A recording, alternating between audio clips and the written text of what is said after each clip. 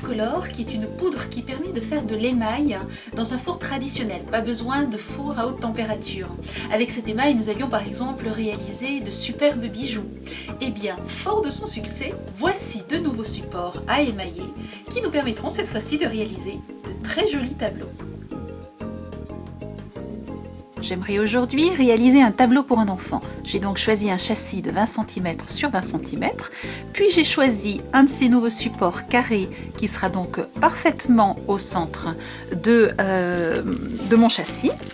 Je voudrais ensuite choisir des petits animaux. Alors vous avez des petits éléments comme par exemple, voyez, des arbres. Vous avez ici un chameau.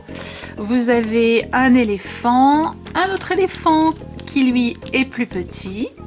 Vous avez une petite girafe, enfin vous avez pas mal de choses, je vous laisse les découvrir dans la boutique. Aujourd'hui j'ai choisi ces girafes et je vais donc mettre deux girafes face à face. Je vais rajouter à mon tableau un soleil et pourquoi pas avec deux petits ronds, je vais rajouter une fleur dans ce coin du tableau. Donc vous voyez, vous imaginez, vous choisissez vos éléments, vous imaginez votre tableau. Et ensuite, vous choisissez vos couleurs. Je place maintenant chacun de mes éléments sur une feuille correspondant à la poudre que je vais utiliser. Avant de pouvoir placer la poudre sur nos supports, nous allons devoir les poncer de façon à ce que la poudre ensuite puisse bien tenir. Pour cela, j'utilise mon bloc à poncer et je frotte.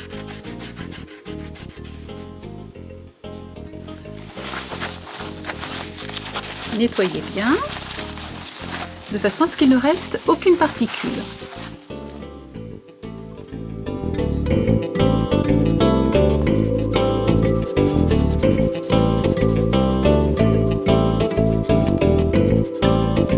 Pour les tout petits supports, je trouve beaucoup plus pratique de fonctionner comme ceci.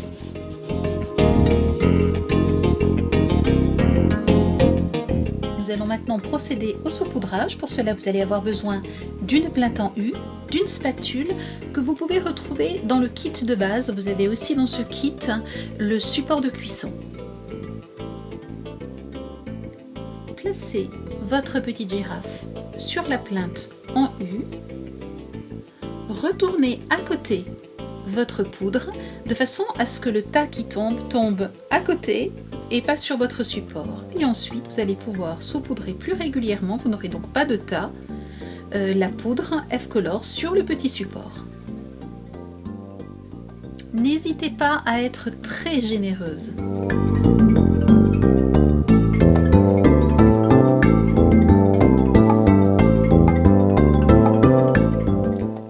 Il ne reste plus qu'à utiliser la spatule et à placer maintenant notre petit support sur son support de cuisson.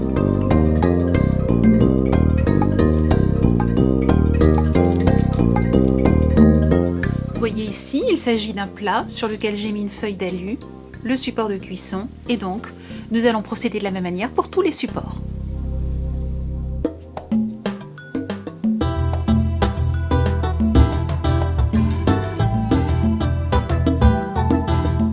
Je vais ensuite rajouter.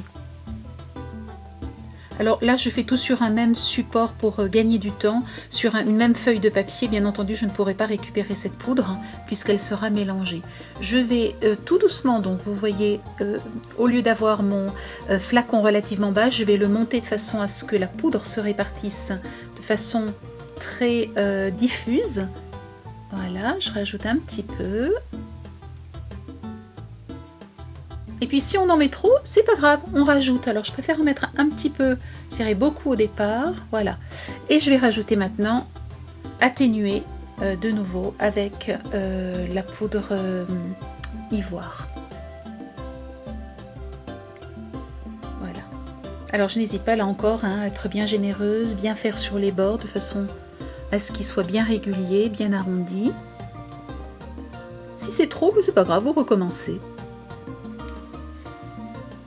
Lorsque vous déposez un élément dans votre plaque, ne passez jamais au-dessus de ceux qui ont déjà été faits. Si jamais cet élément tombe, ce sont deux éléments que vous allez devoir refaire.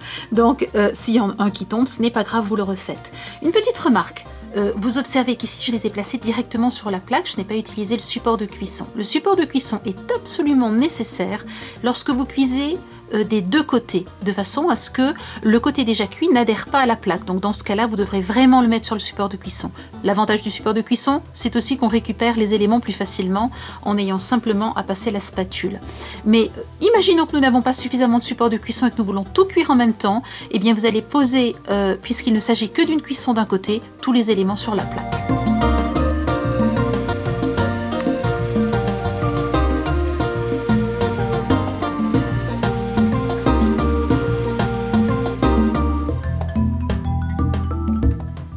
Voilà, mes éléments sont maintenant cuits et refroidis. Laissez-leur le temps de refroidir. Je sais qu'on a tout de suite envie de regarder le résultat, mais laissez le temps de refroidir. Vous devez obtenir, vous voyez, quelque chose de très lisse.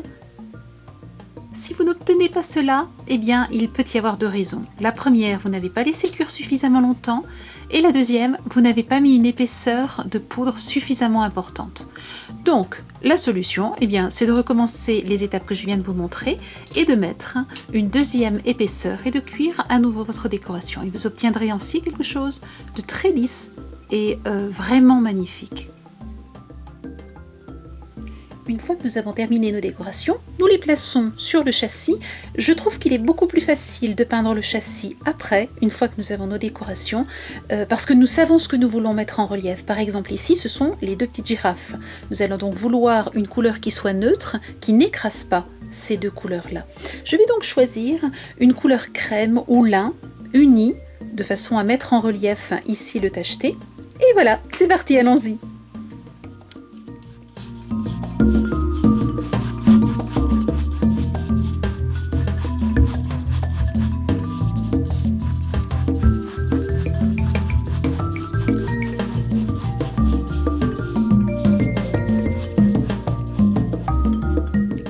Voilà, j'ai terminé. Je voulais un cadre très sobre et c'est ce que j'ai obtenu. Je voulais surtout que ces deux éléments-là soient bien mis en valeur. Maintenant, je vais les coller et pour cela, je vais utiliser de l'adhésif double face, des petits carrés, vous savez qu'on utilise pour la création de décorations en 3D.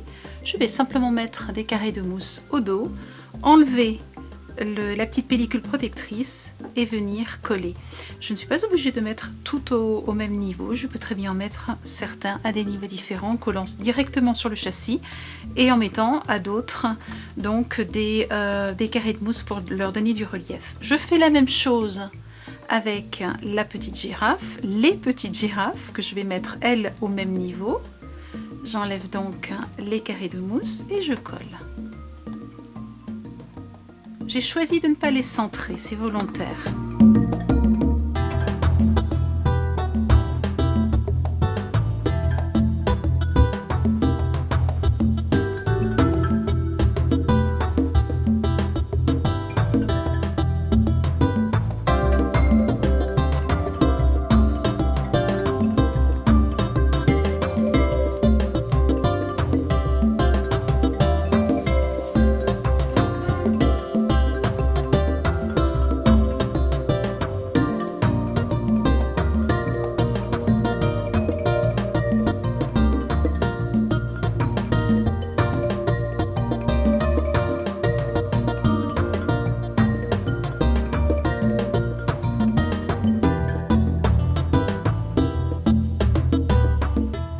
Voici un autre modèle que j'ai réalisé pour une chambre d'enfant. Je suis donc partie d'une serviette en papier, puis j'ai repris les couleurs que j'avais sur la serviette en papier. Vous retrouvez donc le vert, le mauve, le rose, le bleu. J'ai rajouté cette fois-ci un chameau et des éléphants. On retrouve notre petite girafe. Ici, je suis partie d'un cadre carré que j'ai émaillé, qui est de la même gamme que celle que je viens de vous présenter. Je l'ai donc émaillé et ensuite j'ai rajouté avec le collage donc, de serviette en papier une autre partie de cette serviette. Donc vous avez en fait un cadre sur lequel se pose un autre cadre, mais celui-ci vous auriez très bien pu ne pas le coller sur ce cadre-ci mais l'avoir à côté. Donc là, à vous de voir. Voici deux autres cadres à réaliser. Celui-ci voulait jouer avec les couleurs, voulait quelque chose de très vif et très gai. Celui-ci, plus sobre, hein, jouait avec l'idée du Mikado et donc des cœurs, c'est-à-dire un cœur, hein, support cœur, hein, qui a été donc émaillé, et puis un cœur qui a été réalisé avec du fil d'alu, modelé et ensuite coincé et collé dessous.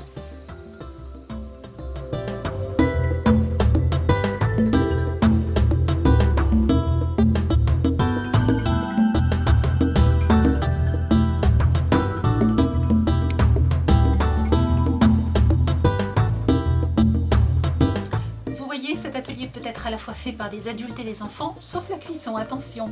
Eh bien, régalez-vous en famille, amusez-vous, créez de magnifiques tableaux. En attendant, je vous souhaite une belle semaine créative. À bientôt, au revoir.